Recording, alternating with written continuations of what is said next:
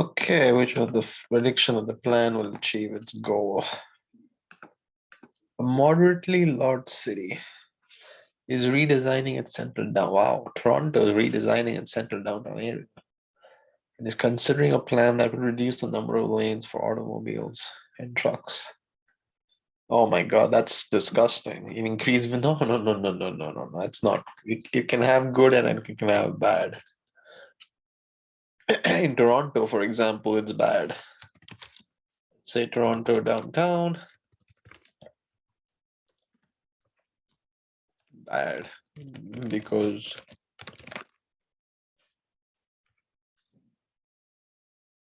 already there is a lot of traffic if you are coming in from Brampton or Mississauga.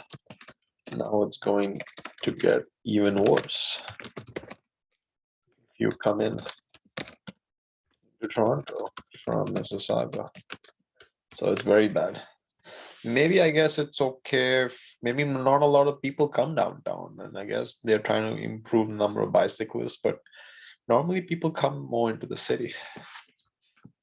In real life, people enter the city via cars. So we need space for cars. The people living in the city can accommodate. So anyways, that's just my experience with downtown. I mean, if this was to happen to Toronto, I would go berserk. I would never take my car downtown. Is to attract more workers and shoppers to downtown businesses. How in the world is that possible? We're making downtown easier to reach and more pleasantly to move around in. Well, after the change, is there going to be as is there going to be space enough to accommodate the number of cars coming in? Trying to support the prediction. Maybe if cars reduce, maybe or something, people will make a habit of walk whenever feasible. That to me is very desires significant health benefits from doing so.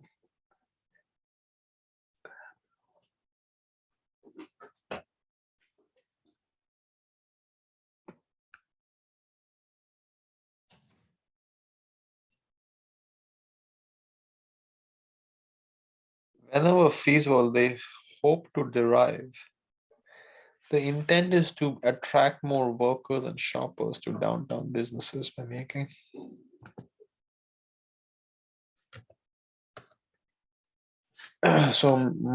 making downtown easier, attract more workers. I guess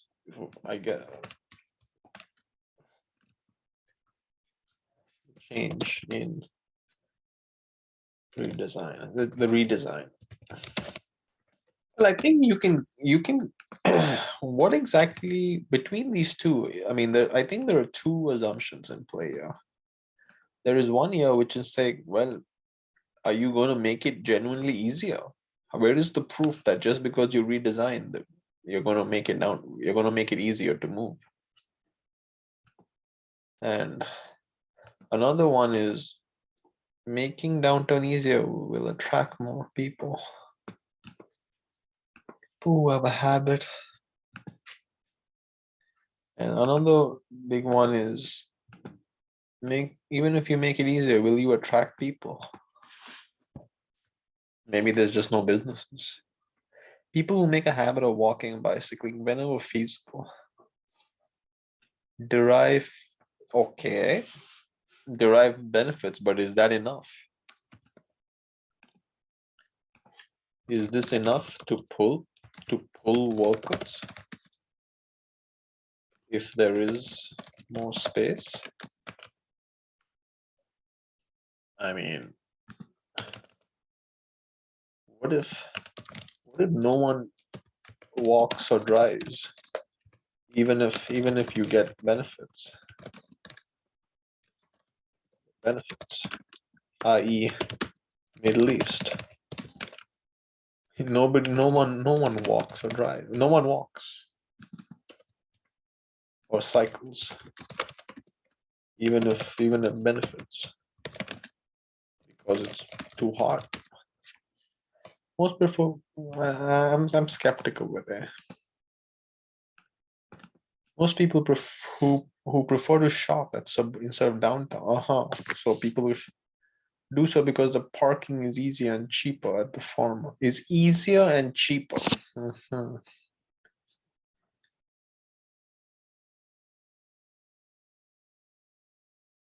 Would reduce the no. So you redesign by reducing.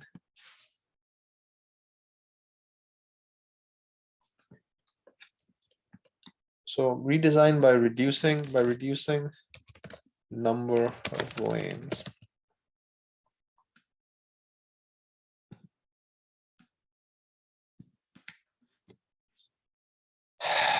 Well, if people, I mean, if parking is easier and cheaper, is cheap. Well, cheaper is irrelevant. I mean, that's you can't compete on cheaper.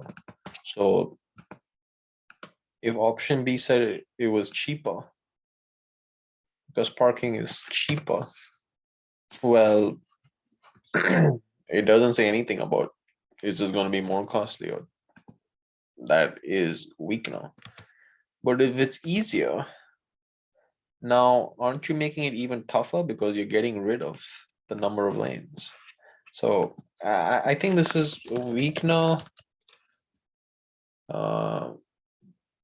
Weak now. Weak now because parking is easier in Mississauga.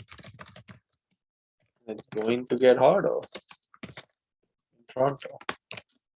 Cheaper to park in Mississauga. The argument doesn't talk about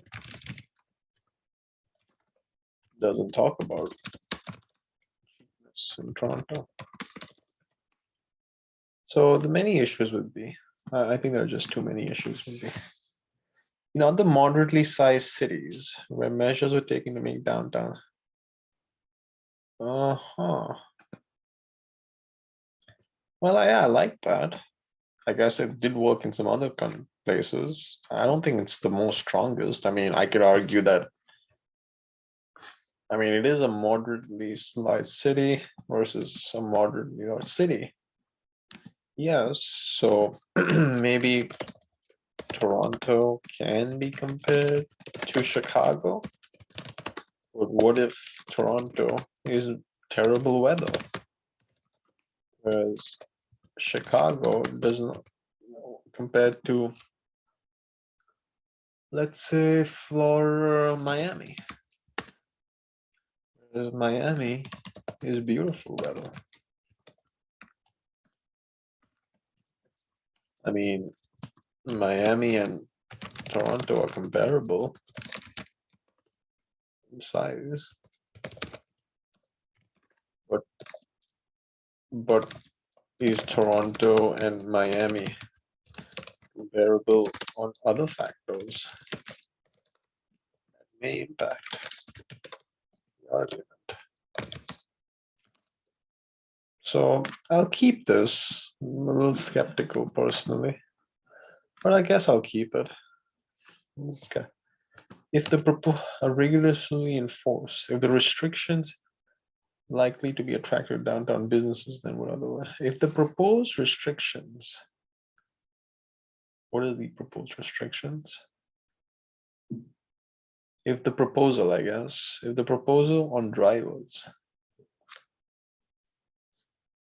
which drivers? If the proposed lane restrictions on drivers, which drivers are these? Are these truck drivers? Or car drivers? Or cycle drivers? Well, I guess again, I guess it's talking about, well, if the proposed lane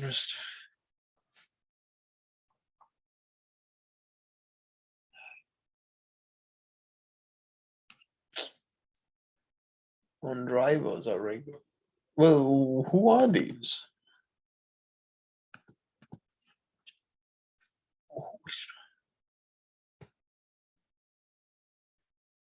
If the lane restrictions.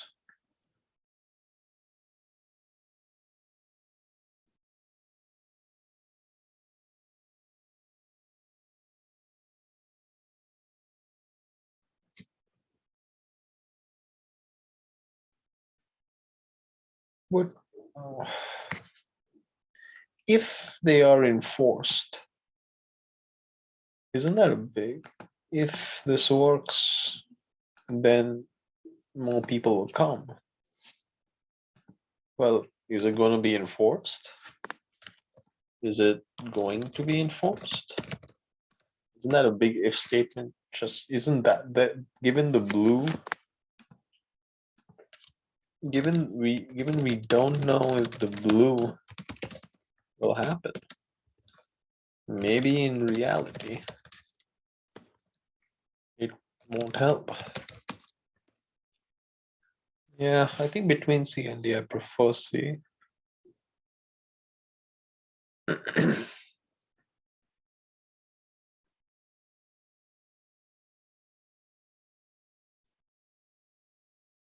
Most people who own a frequently, yeah, I like from the, yeah, given they are far away and they ride bicycles frequently, live at a significant distance from downtown urban areas. So this was, I think E is the best.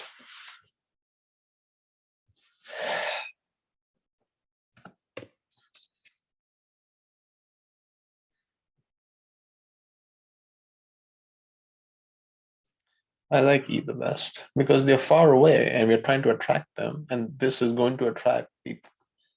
Yeah, I personally like E the best. How hard is this? Whoa!